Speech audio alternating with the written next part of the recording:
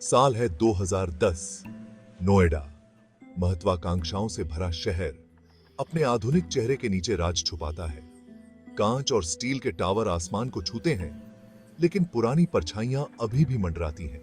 इन concrete के दिग्गजों के बीच एक खौफनाक कहानी सामने आती है, एक कहानी जो धीमी आवाज में सुनाई जाती है। यह कहानी है दो जवान लड़कों की, जो शहर के वादों से आकर्षित होकर यहां आते हैं, अंधेरे से अनजान जो उनके इर्द गिर्द मंडरा रहा है। उनकी उम्मीदों और सपनों का इम्तिहान होगा। उनकी हिम्मत अपनी सीमा तक धकेल दी जाएगी। सच्चाई, जैसा कि उन्हें पता चलेगा, किसी भी बुरे सपने से कहीं ज्यादा भयानक है। नोएडा, यार, यह एक सपने के सच होने जैसा है। यहाँ की हर इमारत, हर सड़क एक नई उम्मीद की तरह है। इन इमारतों को देखो, रजत, ये आसमान छूती इमारतें हमारी मेहनत और सपनों का प्रतीक हैं। हम यहाँ बहुत बड़ा काम करने वाले हैं। हमारी मेहनत और लगन हमें यहाँ की ऊंचाइयों तक ले जाएगी। हाँ गुलशन, लेकिन हमें खुद से आगे नहीं बढ़ना चाहिए। हमें हर कदम सोच समझकर उठाना होगा। पहले हमें बसने पर ध्यान देने की जरूरत है। यह अपार्टमेंट हमारा पहला कदम है। गुलशन, एक सपनों से भरा हुआ लड़का, नोएडा इमारतों जितनी ऊंची आकांक्षाओं के साथ आता है। उसकी आंखों में एक चमक है जो उसके बड़े सपनों को दर्शाती है। रजत,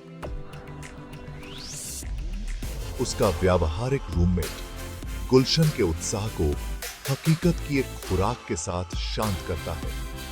वह जानता है कि सपनों को साकार करने के लिए धैर्य और योजना की जरूरत होती है। उन्हें एक साधारण सा अपार्टमेंट मिल जाता है, जो एक बेहतर भविष्य की तलाश में उनका अस्थायी आश्रय है। यह जगह उनके सपनों की शुरुआत है। उन्हें क्या पता, उनके नए घर में एक काला रहस्य छिपा है।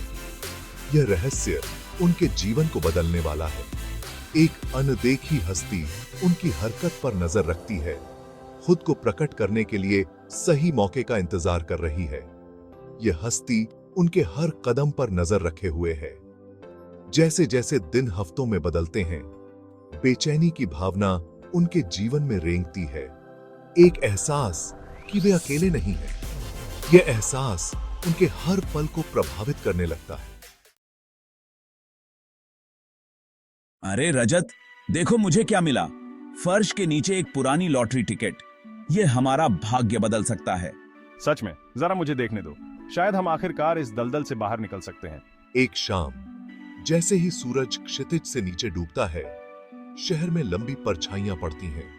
गुलशन को एक ढीली फ्लोरबोर्ड के नीचे एक पुरानी लॉटरी टिकट मिलती है।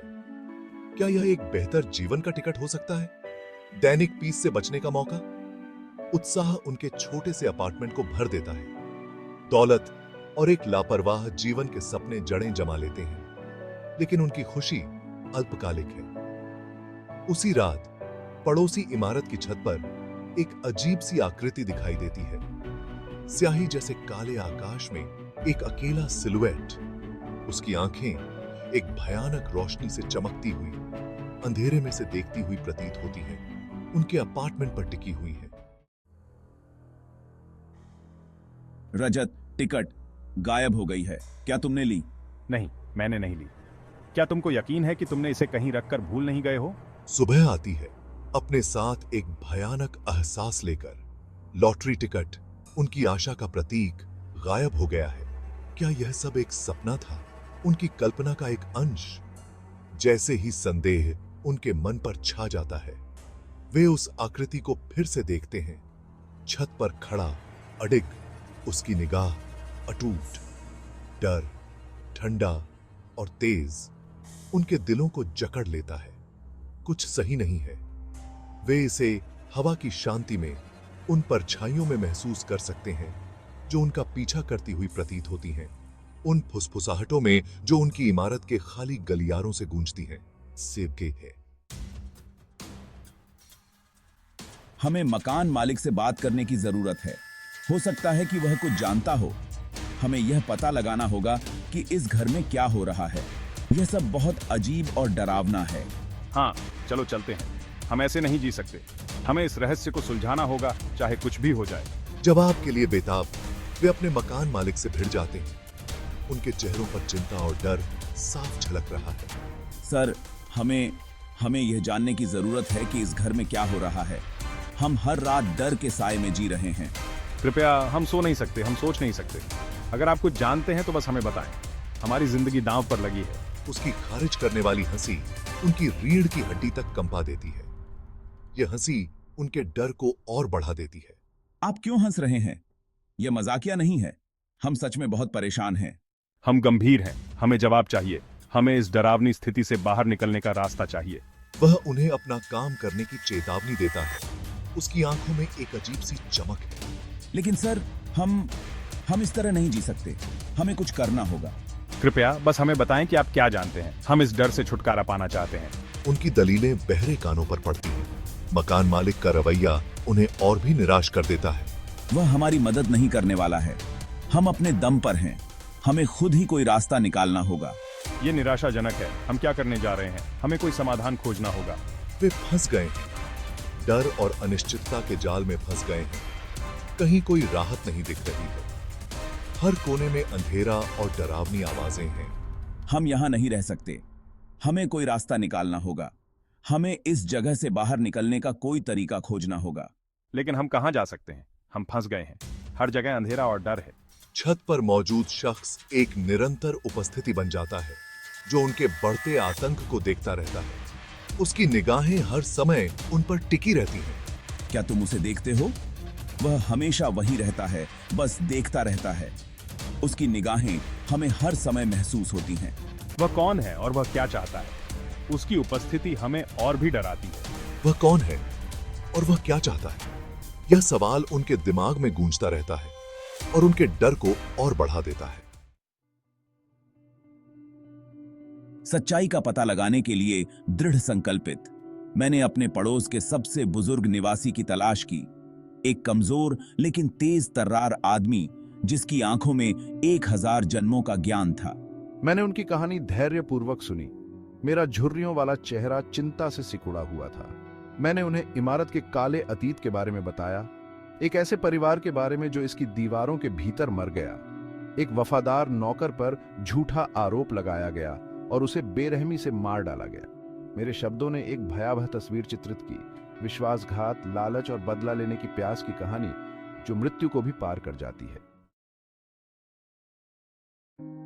नौकर सतेंद्र ने अटूट निष्ठा के साथ परिवार की सेवा की थी। एक बेशकीमती सामान, एक पुरानी घड़ी चोरी करने का झूठा आरोप लगाकर परिवार द्वारा उसकी हत्या कर दी गई। न्याय के लिए उसकी दलीलों को नजरअंदाज कर दिया गया। मेरी आत्मा शांति नहीं पा सकी। इमारत की दीवारों के भीतर फंसी रही। मेरे द्वारा झेले गए अन्याय का बदला लेने की मांग कर रही थी। छत पर आकृति, लापता लॉटरी टिकट, बढ़ती हुई भयावहता, ये सब समझ में आने लगता है। रजत, अब हमारा सामना एक भयानक सच्चाई से है। हम अकेले नहीं हैं और हमारे अपार्टमेंट में रहने वाली आत्मा तब तक चैन से नहीं बैठेगी जब तक न्याय नहीं मिल जाता। जैसे ही घड़ी 12 बजती है, चुड़ैल के समय को चिह्नित करते हुए तापमान गिर जाता है। अपार्टमेंट में एक ठंडी हवा चलती है, मोमबत्तियों को बुझा देती है और हमें अंधेरे में डुबो देती है। अचानक हवा में ऊर्जा की दरारें आ जाती हैं। हमारे सामने एक धुंधली आकृति सामने आती है। उसकी आंखें ठंडी ईथर आग से जल रही हैं। यह सतेंद्र है। उसका चेहरा क्रोध और निराशा के मुखौटे में विकृत है। मैं न्याय की मांग करता हूं। मेरी आवाज एक द्रुत शीतन फुसफुसाहट उनकी आत्माओं में घुसती हुई प्रतीत होती है। आपको लापता घड़ी को ढूंढना होगा, मेरी आत्मा को मुक्त करने की कुंजी। गुलशन और रजत सतेंद्र के अतीत के ज्ञान से लैस लापता घड़ी की तलाश में एक हताश खोज शुरू करते हैं। वे जानते हैं कि यह घड़ी सिर्फ एक वस्तु नहीं है, बल्कि सतेंद्र की आत्मा की शांति की कुंजी है। उन्हें तामसिक आत्मा को शांत करना होगा, इससे पहले कि बहुत देर हो जाए, इससे पहले कि उनका डर उन्हें पूरी तरह से पंगु बना दे। हर गुजरते पल के साथ उनका डर और भी गहरा होता जाता है। जैसे ही भोर की पहली किरण अंधेरे से टकराती है, हम खुद को मकान मालिक के घर वापस खींचे हुए पाते हैं। यह घर अब एक रहस्य का केंद्र बन गया है, जहां हर कोने में एक कहानी छिपी है। वहां धूल भरी अवशेषों और भूले हुए खजानों के बीच लापता घड़ी पड़ी है। यह घड़ी जो समय के साथ खो गई थी, अब एक नई उम्मीद की किरण बनकर सामने आई है। घड़ी के अपने सही स्थान पर लौटने के साथ अपार्टमेंट पर शांति की भावना उतरती है। ऐसा लगता है जैसे समय ने अपनी सही दिशा पाली हो। हवा हल्की लगती है, परछाइयां कम खतरनाक लगती हैं। एक नई सुबह की शुरुआत होती है जो उम्मीद और शांति से भरी है। सतेंद्र की पीड़ित आत्मा आखिरकार शांति पर है। उसकी आत्मा अब मुक्त है और उसके चेहरे पर एक सुकून भरी मुस्कान है। लेकिन जैसे ही सूरज उगता है, नोएडा के क्षितिज को सोने और लाल रंग के रंगों में रंगता है। एक नई शुरुआत का संकेत देता है। एक सवाल उठता है, क्या यह सब सच था या उनकी डर से भरी कल्पनाओं का एक अंश? क्या यह अनुभव वास्तव में हुआ था या यह सिर्फ उनके मन का एक खेल था? शर्मदायक है